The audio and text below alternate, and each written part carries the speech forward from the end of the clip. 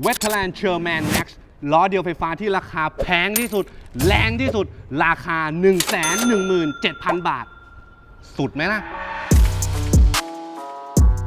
เวทแลนด์เชอร์แมนแม็กซ์มาพร้อมกับยางขนาด 20 นิ้ว หน้ากว้าง 3 นิ้ว เป็นยางชนิดออฟโรด ท็อปสปีดสูงสุดขณะยกล้อลอยอยู่ที่ 98 กิโลเมตรต่อชั่วโมง กำลังมอเตอร์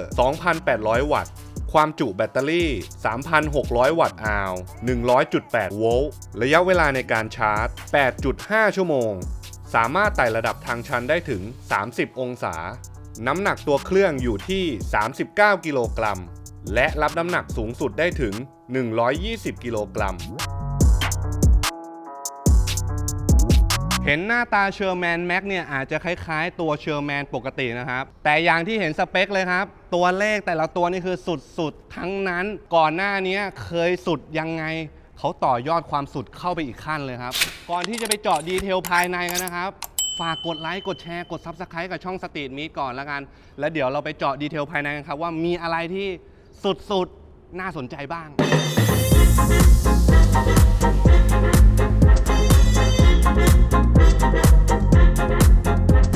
ตัวขนาดยางที่เขาให้มาเนี่ยจะอยู่ที่ 20 นิ้วหน้ากว้าง 3 นิ้วชนิดของยางเป็นยางออฟโรดครับให้มาแบบพร้อมลุยเลยสามารถเอาไปขี่ทางเรียบได้นะครับฟีลลิ่งในการขี่ทางเรียบเนี่ยก็ไม่ได้รู้สึกว่าล็อกวงเลี้ยวอะไรมากเลยการเอาไปขี่ทางขรุขระหรือว่าทางออฟโรดเนี่ยทำได้สบายๆอยู่แล้วตามคาแรคเตอร์ของตัวยางของเขาครับตัวก้านวงล้อของเขาเนี่ยตัวเก่าจะอยู่ที่ขนาด 10 มิลครับส่วนตัวเชอร์แมนแม็กเนี่ยเพิ่มความหนามาอยู่ที่ 13 มิล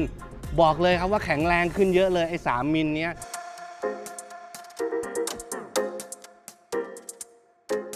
กำลังมอเตอร์ของ Sherman Max เนี่ยจะอยู่ที่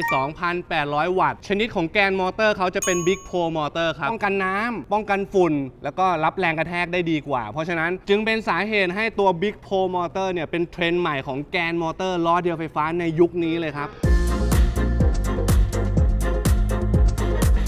ตัวแบตเตอรี่ของเขาเนี่ยจะถูกวางแบบแนวตั้งนะครับ2ฝั่งเหมือนกันเลยฝั่งละ2ก้อนครับตัวสายมอเตอร์ของเขาครับจะรวมมาเป็นสายเดียวแล้วเข้าไปตรงกลางเลยครับนี่น็อตที่เห็นเนี่ยเป็นน็อตของ Big Pro Motor นะครับเป็นน็อตขนาดใหญ่แกนใหญ่น็อตก็ต้องใหญ่สิ่งที่ผมสังเกตอีกอย่างหนึ่งนะครับที่รู้สึกว่าถ้ามีเนี่ยจะครบเลยก็คือตัวยางที่เอาไว้ซีลรอบๆเผื่อกันน้ำหน่อยนึงเนี่ยไม่มีเลยครับตัว Sherman Max ด้านข้างเนี่ยเรียกว่าพลาสติกกับพลาสติกประกบกันเลยอยากชัวร์อยากมั่นใจลองบอกร้าน G Vinotech ครับว่าพี่ครับทำซีลให้หน่อยฝาข้างแน่นหนาเลยไม่ให้น้ำเข้า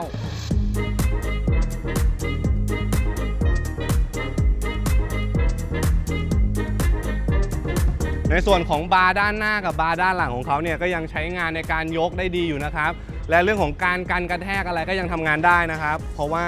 เขาสามารถยึดติดตัวกันกระแทกหรือว่าตัวช่วยจอดได้เราก็สามารถหาซื้อได้ตาม Lazada Shopee ทั่วไปเลย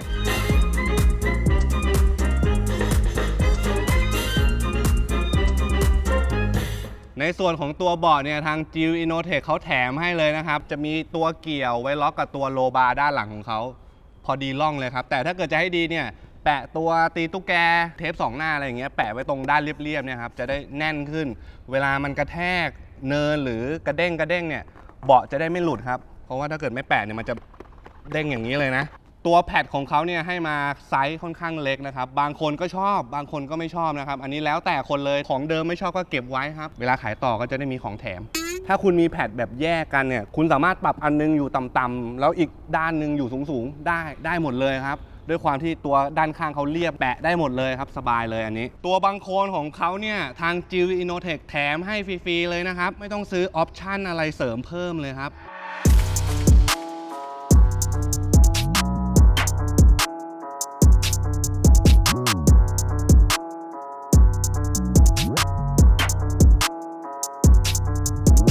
ในส่วนของตัวแป้นของเขาครับกว้างอยู่ที่13เซนติเมตรบางคนอาจจะรู้สึกว่าแคบไปแต่สำหรับผมเนี่ยรู้สึกเลยครับว่ามันพอดีเท้ามากๆครับแล้วก็เวลาเลี้ยวอะไรเนี่ยไม่ต้องห่วงเลยว่าจะไปติดพื้นเกี่ยวพื้นเรื่องความสูงของเขาจากพื้นถึงแป้นเนี่ย17เซนติเมตรผมไม่เคยพะวงเลยครับว่าจะติดพื้นหรือจะติดหินอะไรโปร่งๆโล่งๆเลยครับ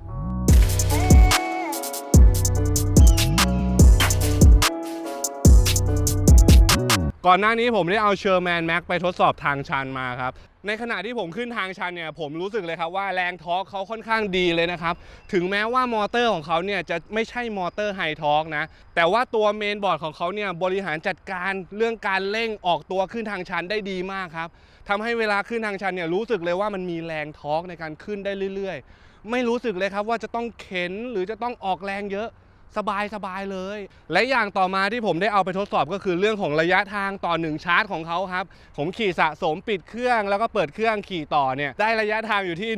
190กิโลเมตรกว่าๆเกือบแตะ200กิโลเมตรเลยนะครับ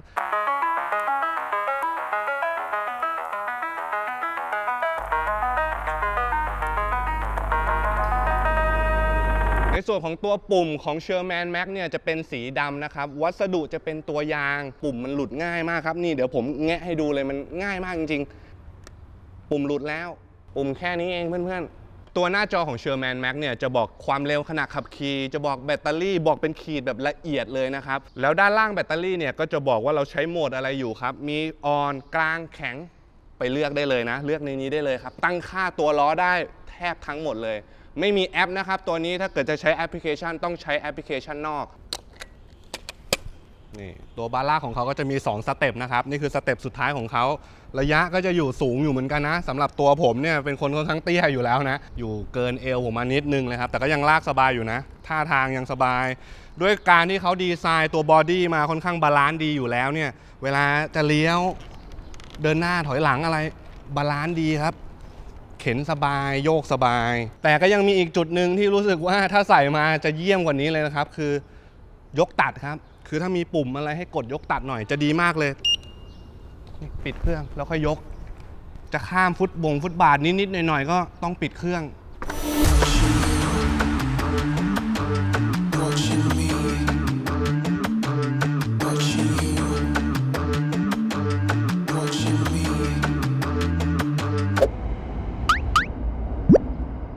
ตอนนี้เป็นเทรนด์ของล้อเดียวไฟฟ้าเลยนะแบบปรับด้วยมือเนี่ยเป็นอะไรที่สะดวกสบายมากครับตอบโจทย์ในการใช้งานของผู้ใช้ล้อเดียวไฟฟ้าครับค่าความสว่างของไฟหน้าของเขาเนี่ยจะอยู่ที่ 1,500 ลูเมนครับเอาไปใช้งานได้จริงเลยนะเรื่องของการกันน้ำเนี่ยก็ต้องระวังหน่อยนะครับเพราะว่าตัวสายแจ็คของเขาเนี่ย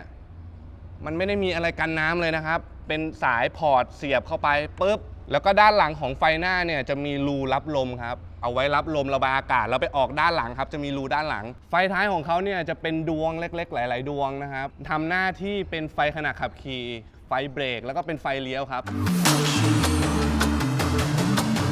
ส่วนตรงรูชาร์จด้านหลังของเขาเนี่ยจะมีอยู่2พอร์ตนะครับสามารถรับสูงสุดรวมกัน2พอร์ตได้ที่10แอมป์ครับถ้าเกิดจะชาร์จฟาสต์ชาร์จหรือจะชาร์จ2ที่ชาร์จเนี่ยดูแอมป์ให้ดีๆนะครับอย่าให้เกิน10แอมป์รับได้แน่นอนครับแต่เรื่องฝาปิดของเขาเนี่ยตั้งแต่ผมลองขี่มาเนี่ยมันค่อนข้างหลุดง่ายครับเวลาขับขี่ส่วนด้านล่างที่ชาร์จเนี่ยก็จะเป็นรูระบายอากาศออกอย่างที่ผมได้บอกไปตอนแรกนะครับก็รับลมด้านหน้าผ่านตัวเมนบอร์ดด้านในจะมีพัดลมระบายอากาศที่ตัวเมนบอร์ด2ตัวนะครับ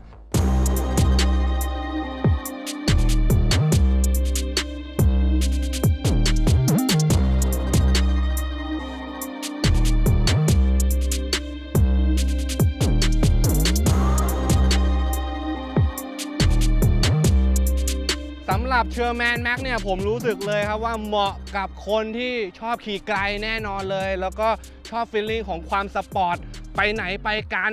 ไม่มีเกี่ยงเลยครับคือจะเอาไปวิ่งออฟโรดก็ได้วิ่งทางเรียบก็ได้จะขี่ไกลๆแบบว่าทัวริ่งยาวๆก็ได้ไปได้หมดเลยเบาะก็มีให้แพดก็แถมให้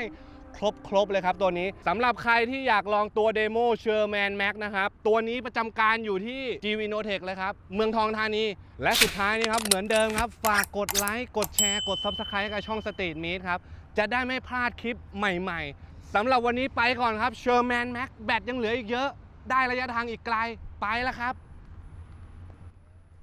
ไม่ได้ทางนั้นทางด่วน